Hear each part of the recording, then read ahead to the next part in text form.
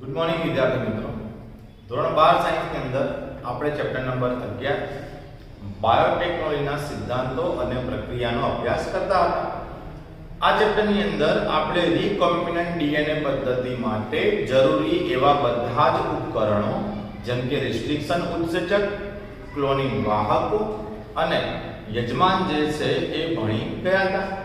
આજના લેક્ચરમાં આપણે રિકોમ્બિનન્ટ ડીએનએ પદ્ધતિ જે છે એની ક્રિયાવિધિ સમજવાની છે। એટલે હવેથી આપણે ભણીશું રિકોમ્બિનન્ટ ડીએનએ ની ક્રિયાવિધિ। ઓકે, તો રિકોમ્બિનન્ટ ડીએનએ ક્રિયાવિધિ જે છે એમાં આપણને બુકમાં અલગ અલગ તબક્કાઓ આપેલા છે। જેમ કે સૌથી પહેલો તબક્કો છે इच्छित डीएनए નું અલગીકરણ, એટલે કે સૌથી પહેલા તો ઇચ્છિત ડીએનએ ને અલગ કરો। હવે ઇચ્છિત ડીએનએ જે છે એનું અલગીકરણ કર્યા પછી ઇચ્છિત ડીએનએ ની કાપણી, ઇચ્છિત ડીએનએ ની કાપણી। ઓકે, ત્યાર પછી ત્રીજું છે ડીએનએ કાપણી કર્યા પછી ત્રીજું જે આપણે ભણવાનું છે એ છે પીસીઆર। પીસીઆર મતલબ કે પોલીમરેઝ ચેઇન રિએક્શન। પીસીઆર મતલબ પોલીમરેઝ ચેઇન રિએક્શન।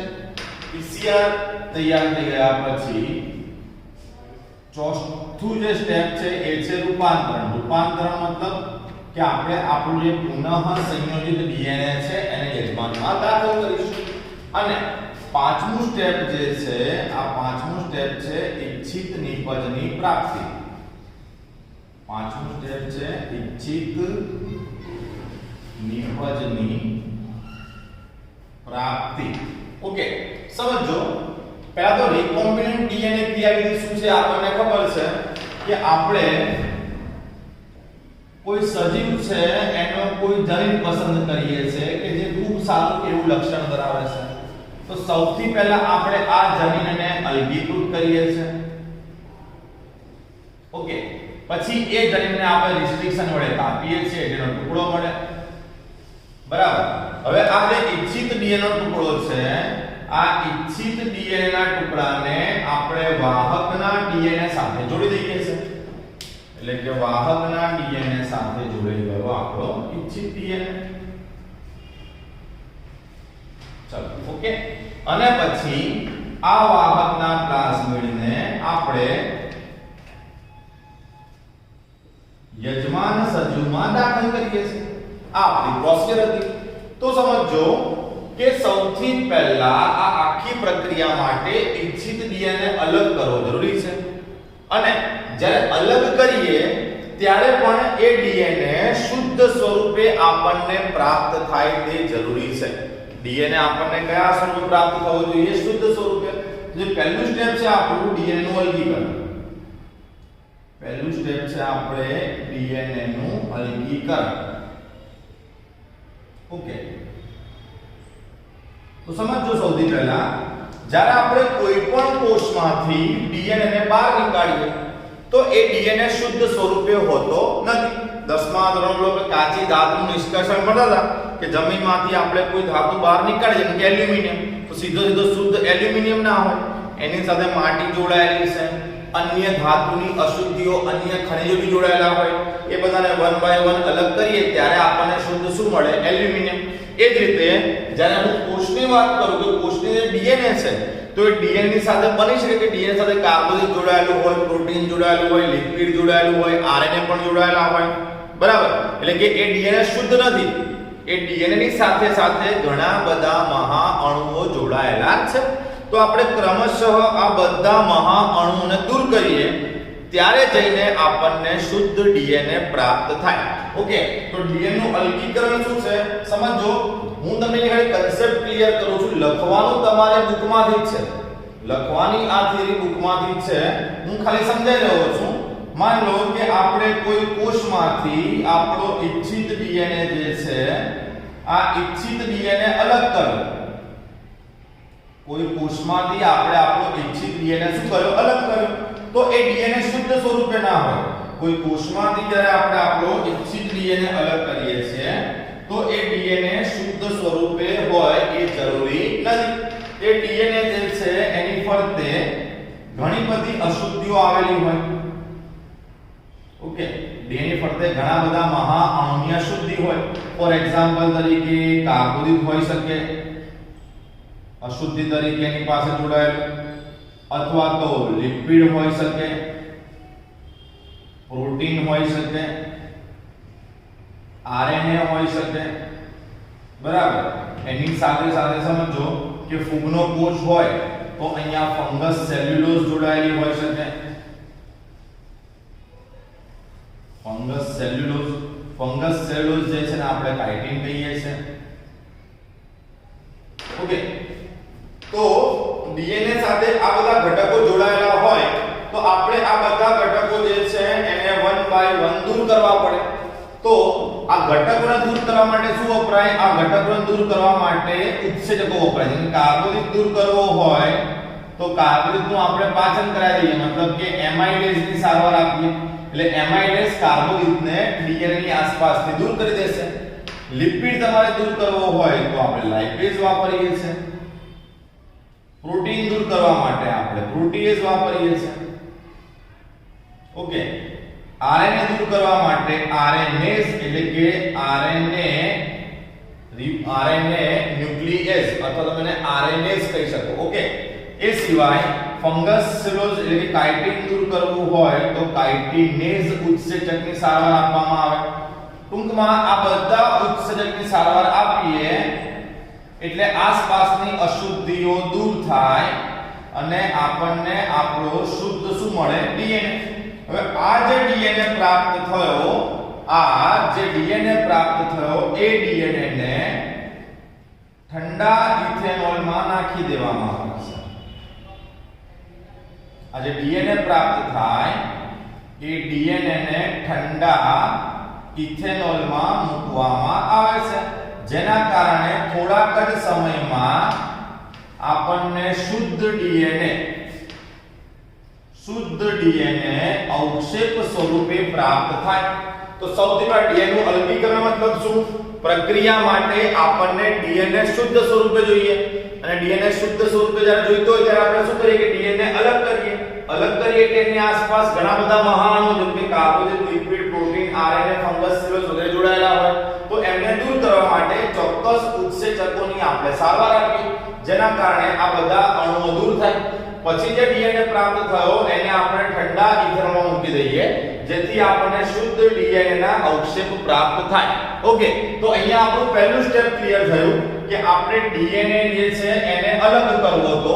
તો હવે આપણે શુદ્ધ સ્વરૂપે ડીએનએ અલગ કરીને પ્રાપ્ત કર્યું. તો હવે આપણે બીજો મુદ્દો જોઈએ. બીજો મુદ્દો છે ડીએનએ કાપણી. ઓકે, તો જોઈએ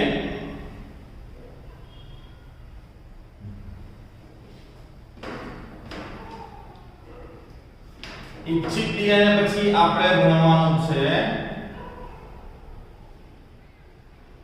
ડીએનએ ની કાપણી. તો જો તમને રિસ્ટ્રિક્શન ઉત્સેચક આવડતા હોય તો આ ટોપિક તમને ઈઝીલી આવડતો હોવો જોઈએ. ડીએનએ જે છે એને કાપવા માટે આપણે શું વાપરીએ છીએ? તો રિસ્ટ્રિક્શન. કયા રિસ્ટ્રિક્શન? તો ડીએનએ કાપવા માટે આપણે રિસ્ટ્રિક્શન એન્ડોન્યુક્લિયેઝ નો ઉપયોગ કરીએ છીએ. ડીએનએ કાપવા માટે આપણે રિસ્ટ્રિક્શન એન્ડોન્યુક્લિયેઝ વાપરીએ છીએ. બીજું, રિસ્ટ્રિક્શન એન્ડોન્યુક્લિયેઝ જે છે એ ડીએનએ ક્યાંથી કાપશે? તો એ કાપશે ડીએનએ ચોક્કસ ઓળખ જગ્યાએથી કાપે. બીજું, ઇચ્છિત ડીએનએ અને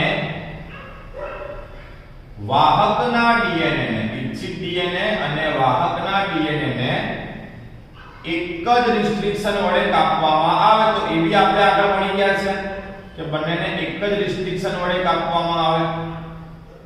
ઓકે, ત્યાર પછી આ બંને જે પૂરક છેડા પ્રાપ્ત થાય, જેમ કે માન લો કે આ આપણા ઇચ્છિત ડીએનએ નો છેડો છે, બરાબર, અને આ છે આપણા વાહકના ડીએનએ નો છેડો. તો બંને જણા એકબીજાના કેવા છે? પૂરક છે. તો આ બંને જે ચીપકુ છેડા છે એમને આપણે લાઇગેઝ ઉત્સેચકની મદદથી જોડી દઈએ છે, જેના કારણે આપણને પુનઃ સંયોજિત ડીએનએ પ્રાપ્ત થઈ જાય. પુનઃ સંયોજિત ડીએનએ મતલબ શું? કે આપણા ઇચ્છિત ડીએનએ જે છે એ વાહકના પ્લાઝમિડ સાથે જોડાઈ ગયો. બરાબર.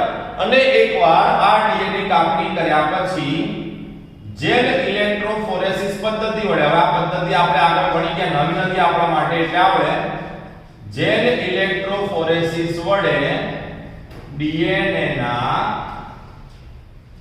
ટુકડાઓને, જેલ ઇલેક્ટ્રોફોરેસિસ વડે ડીએનએ ના ટુકડાઓને અલગ કરવામાં આવે છે. ઓકે, તો આ આપણું બીજું સ્ટેપ પતી ગયું. આપણે ડીએનએ અલગ કર્યો, ડીએનએ નો ટુકડો જે છે એ કાપ્યો. હવે આ જે કાપેલો ટુકડો હતો, ઓકે, આ ટુકડાને આપણે વાહકના પ્લાઝમિડ સાથે લાઇગેઝ ઉત્સેચકની મદદથી આને આપણે વાહકના પ્લાઝમિડ સાથે જોડી દીધું. એટલે આ બની ગયો આપણો પુનઃ સંયોજિત ડીએનએ. પુનઃ સંયોજિત ડીએનએ સમજ પડી? તો પહેલા બે સ્ટેપ પતી ગયા, ડીએનએ નું અલગીકરણ અને ડીએનએ ની કાપણી. હવે ત્રીજું સ્ટેપ છે પીસીઆર. પીસીઆર મતલબ સમજો કે આપણે ઇચ્છિત ડીએનએ પસંદ કર્યો, પસંદીને બહાર નીકાળ્યો, શુદ્ધ કર્યો, શુદ્ધ કરીને વાહકના ડીએનએ સાથે જોડ્યો. હવે માન લો કે મારે પુનઃ સંયોજિત ડીએનએ જે છે એ ખૂબ મોટી માત્રામાં જોઈએ છે, કારણ કે મારે જે નિપજ મેળવવી છે એ નિપજ પણ મારે ખૂબ મોટી માત્રામાં મેળવવી છે. બરાબર. હવે જ્યારે મોટી માત્રામાં નિપજ જોઈતી હોય તો પુનઃ સંયોજિત ડીએનએ પણ ખૂબ વધુ માત્રામાં હોવા જોઈએ. તો વારંવાર તો આ પ્રક્રિયા કરાય ને કે ભાઈ ડીએનએ પસંદ કરો, કાઢો, કાપો, વાહક સાથે જોડો, વારંવાર એ પ્રક્રિયા કરીએ. એના કરતા જો આ પુનઃ સંયોજિત ડીએનએ નું વારંવાર સ્વયંજનન કરાઈએ તો આની ઘણી બધી નકલો પ્રાપ્ત થાય. જો પુનઃ સંયોજિત ડીએનએ નું વારંવાર સ્વયંજનન જો આપણે કરાવી શકીએ તો આની ને આની જ આપણને ઘણી બધી નકલો પ્રાપ્ત થાય. મતલબ ઘણા બધા પુનઃ સંયોજિત ડીએનએ મેળવવા માટે, કે ઘણા બધા પુનઃ સંયોજિત ડીએનએ જે છે એમની નકલો પ્રાપ્ત કરવા માટે આપણે કઈ પ્રક્રિયા કરશું? પીસીઆર. પીસીઆર મતલબ કે પોલિમરેઝ ચેઇન રિએક્શન. પણ પોલિમરેઝ ચેઇન રિએક્શન થી લઈને બાકીના જેટલા પણ ટોપિક છે આપણે આવતા લેક્ચરમાં ભણીશું. આજે આપણે બે મુદ્દા ક્લિયર કર્યા કે મારે રિકોમ્બિનેન્ટ ડીએનએ પદ્ધતિ તો ડીએનએ ને અલગ કરવો પડે. કયા સ્વરૂપે? શુદ્ધ સ્વરૂપે. ત્યાર પછી અલગ કર્યા પછી એ ઇચ્છિત ડીએનએ ને રિસ્ટ્રિક્શન એન્ડોન્યુક્લિયસ માંથી કાપવો પડે, એ ટુકડાને વાહકના પ્લાઝમિડ સાથે જોડવો પડે, જેથી આપણને કયો ડીએનએ મળે? પુનઃ સંયોજિત ડીએનએ. તો આજના લેક્ચરમાં આપણે બે ટોપિક ક્લિયર કર્યા. અહીંયા સુધી આપણે આજના લેક્ચરમાં રાખીએ છીએ. આવતા લેક્ચરમાં આપણે ભણીશું કે પીસીઆર કઈ રીતે કરવામાં આવે, ત્યાર પછી ડીએનએ ને યજમાનમાં કઈ રીતે નાખવામાં આવે, અને છેલ્લે અંતિમ નિપજ કઈ રીતે પ્રાપ્ત થાય. તો એ બધા જે મુદ્દાઓ છે એનો આપણે આવતા લેક્ચરમાં અભ્યાસ કરીશું. આજે આપણે બે મુદ્દા ક્લિયર કર્યા. આપણું ચેપ્ટર જે છે પૂરું થવા જઈ રહ્યું છે. આવતા લેક્ચરમાં ચેપ્ટર ઈઝીલી પૂરું થઈ જશે. ઓકે, તો આજે આપણે અહીંયા સુધી રાખીએ છીએ. આવતા લેક્ચરમાં આપણે પીસીઆર નો